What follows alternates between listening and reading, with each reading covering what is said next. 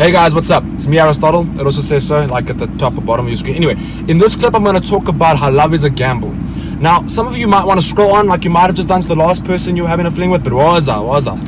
This clip applies to even those not interested in going down Love Avenue, because the way this extended metaphor sees it, if you don't like to gamble, then you're that person that goes to casinos and spends their time there at restaurants and shows.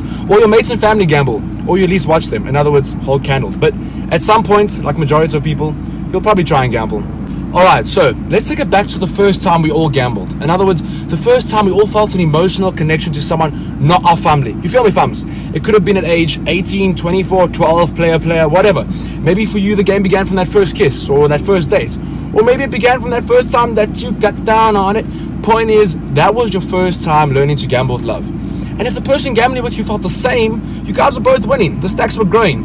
And from that moment on, the concept applied to any of the multiple relationships you might have been in, or to the current one you might be in now. So, what happens when we win? We reinvest and gamble again, right?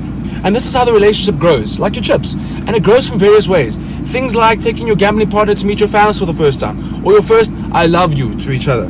By doing these things, you're investing your money into this specific gamble. And if you get the response you want, you're winning. Bigger and bigger each time. So you begin to become addicted, right? Love is a drug, right? But the important thing is that we shouldn't invest everything we have into one gamble. It's the number one rule, and I'm not implying that you cheat. No. Understand this, guys. When it comes to gambling with love, respect is only playing one game at a time. Wisdom is knowing not to invest everything you have into that one gamble, just like real gambling. And there's reasons for this that all interlink. First reason is that even though we might be winning with one specific person, or in this case game, be it poker, there's always your chance to be the blind for a round. And in that time, there's always the possibility that your gambling partner might lean their head over to the blackjack table and possibly want to give it a go. And there's nothing wrong with this. We're human, an inquisitive breed. Some of us need to try other games, respectfully of course, in order to see what we're really good at, in order to increase those winnings. And yes, there is a time that we should invest everything we have into one person or game. And that would be when we retire from gambling, which would then mean, getting engaged, getting married. You know what they say, winners know when to stop. So when you feel like you've really found that one through experience, not beginner's luck, you'll begin to feel like an ultimate winner and stop all the stacks at their highest.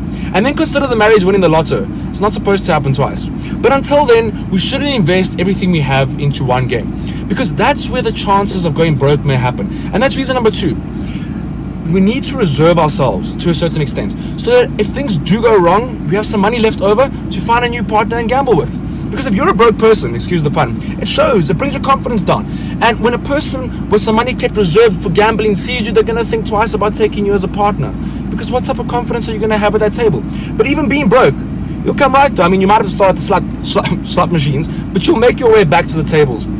Only thing is, coming from a broke background, you might feel the need to play at more than one table, and some people find this to be the cure, but remember, that breaks the rules of gambling with love, assholes. So lastly then, guys, reason number 3. By understanding the concept of gambling with love, you won't invest everything you have into one person until the right time. And the money that you do invest, you'll take good care of, you'll respect, because you'll know its worth. That way your relationship will grow gradually, and that way you also won't go broke, so you won't feel the need to break the rules and play at more than one game.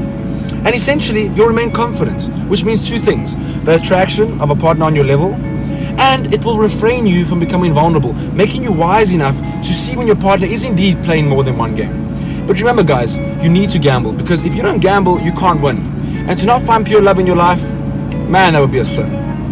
We out.